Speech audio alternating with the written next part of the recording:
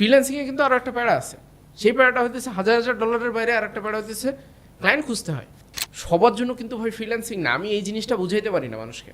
ফ্রিল্যান্সিংয়ের জন্য কিন্তু core skill সেটটা মূল ব্যাপার না, ব্যাপার হচ্ছে বেচা কেনাটা হচ্ছে মূল বিষয়। আপনি ফ্রিল্যান্সিং মার্কেট প্লেসে দেখবেন অনেক ভালো ভালো ডেভেলপার কিন্তু কাজ পায় না, কিন্তু অনেক অ্যাভারেজ লেভেলের ডেভেলপার কিন্তু অনেক কাজ পায়। কারণ কি? সেলসে ভালো, সেলসে ভালো, সে কনভিন্স করতে পারে মানুষকে। অল্প কিছুদিন কাজ করছি, 3 থেকে 4 মাসের মতো সময়।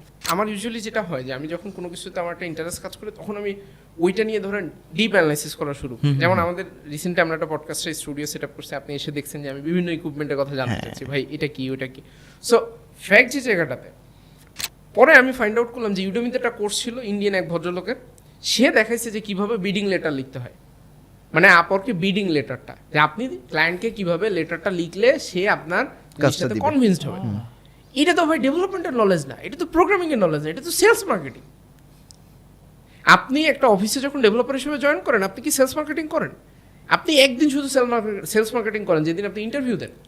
ইন্টারভিউ দিন আপনার স্কিলটা সেল করতে হয়। আদার দেন দ্যাট ওই কোম্পানিতে তো সেলস মার্কেটিং এর লোক আছে, তারা আপনাকে কাজ এনে দেয়, আপনি কোড করেন। আপনার কাজ কোড করা।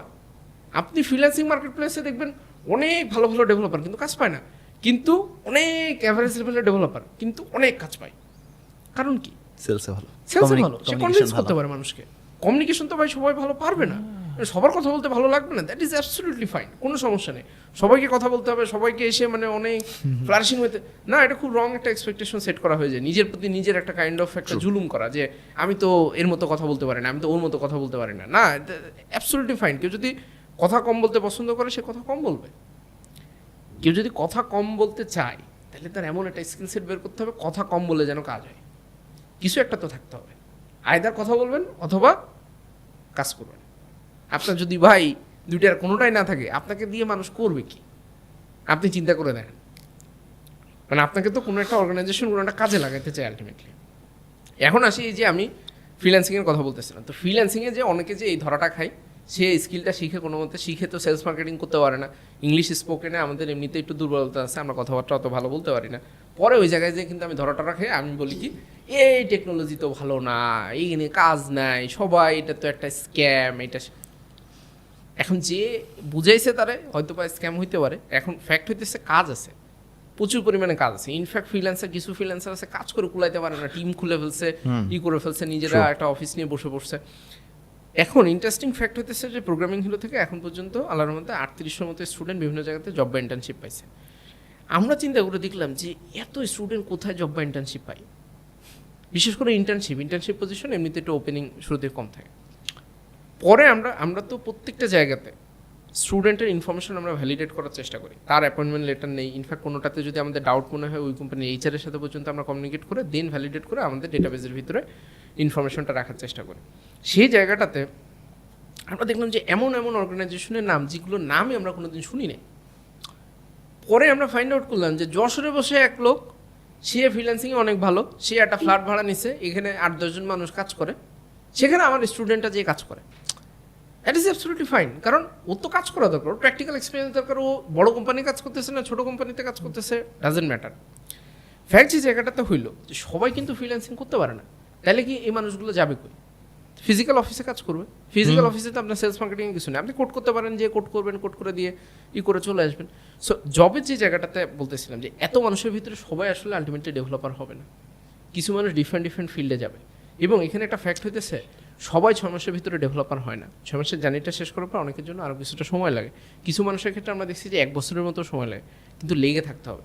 লেগে যদি আপনি থাকেন, একটা না একটা জায়গায় যাবেন। আইদার আপনি এটা দিয়ে নিজে একটা ব্যবসা করবেন, অথবা আপনি কয়েকজন মিলে একটা টিম ফর্ম করে ফেলবেন। যেমন আমাদেরই স্টুডেন্ট কোর্স কমপ্লিট করে নিজে হয়তো বা কাজ করতো, একটা রিমোট জবে কাজ করতো, সেখান থেকে ও নিজে একটা টিম ফর্ম করে সে আরও 3-4জন মানুষজনকে এমপ্লয় করার চেষ্টা। এবং আমরা এরকম বেশ কিছু এক্সাম্পল পাইছি। আমরা ইনফ্যাক্ট ওদেরকে নিয়ে আলাদা করে সেশন করবো, যে ওরা ডেভেলপার হইতে সে কাইন্ড অফ অন্টারপ্রেনার হয়ে গেছে। কারণ এর ভিতরে তো অনেকে খুব ভালো কথা বলতে পারে, অনেকে খুব ভালো কনভিন্স করতে পারে মানুষজনকে। সে হয়তো বা কানাডার এক ভদ্রলোকের জন্য কাজ করতো, রিমোট জবই করতো। এবং ফ্রিল্যান্সিংয়ে কিন্তু আরও একটা প্যারা আছে, সেই প্যারাটা হইতেছে $1000 বাইরে আর একটা প্যারা হইতেছে ক্লায়েন্ট খুঁজতে হয়। রিমোট জবে কিন্তু আপনার ক্লায়েন্ট খুঁজতে হয় না, আপনার জবটা ফিক্সড, মাস গেলে বেতন পান। ফিজিক্যাল অফিসে গেলেও কিন্তু জবটা ফিক্সড, কিন্তু সবার জন্য কিন্তু এটা সুইটেবল না।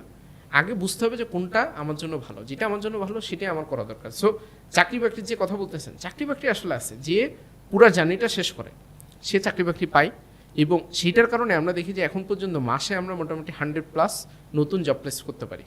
এখন সবগুলোতে আমরা জব প্লেস করি ব্যাপারটা এরকম না, আমাদের কিছু পার্টনার অর্গানাইজেশন আছে লোকালি বা ইন্টারন্যাশনালি, সফটওয়্যার কোম্পানি বা টেকনোলজি কোম্পানি, এটার বাইরেও স্টুডেন্টদেরকে আমরা শেখানোর চেষ্টা করি যে সে নিজে কীভাবে অ্যাপ্লাই করবে, একটা জবে কীভাবে তার অ্যাপ্লাই করা দরকার, তার ইন্টারভিউটা সে কীভাবে পার্টিসিপেট করে। আমরা মক ইন্টারভিউ নেই, মক ইন্টারভিউতে আমরা টেকনিক্যাল মানুষজন আছে, সে বসে টেকনিক্যালি ইন্টারভিউ নেয়। সো এখানে যারা ইনভলভ, এই যে আমাদের প্রোগ্রামিং হতে আল্লাহর মতো 132 জন মানুষ, সবাই টেকনোলজির সাথে involve, everyone knows about programming.